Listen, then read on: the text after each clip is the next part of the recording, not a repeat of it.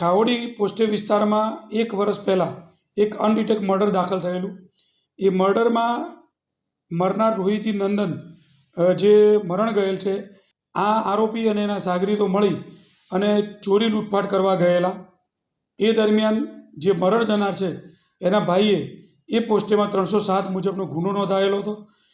એ ફરિયાદ પાછી લેવા માટે વારંવાર આ આરોપી રીતેશ કુમારે ફરિયાદી પર દબાણ કરતો હતો, પરંતુ ફરિયાદી ન માનતા એને અને એના સાગરીતો ભેગા થઈ આ જે રોહિણી નંદન છે એને ફોન કરી અને બોલાવી અને જંગલમાં ગાડીમાં જ મારી દીધી અને જંગલમાં લાશ દાટી દીધેલ। અને એ જે તે વખતે ચોમાસાના સમયમાં પગના અંગૂઠા બહાર દેખાતા આ હત્યાનો ભેદ ઉકેલાયેલો હતો કે હત્યા થયેલી અનડિટેક હતું અને સુરત ક્રાઇમ બાતમી મળતા આ ગુનો ડિટેક્ટ કરવામાં આવેલો છે।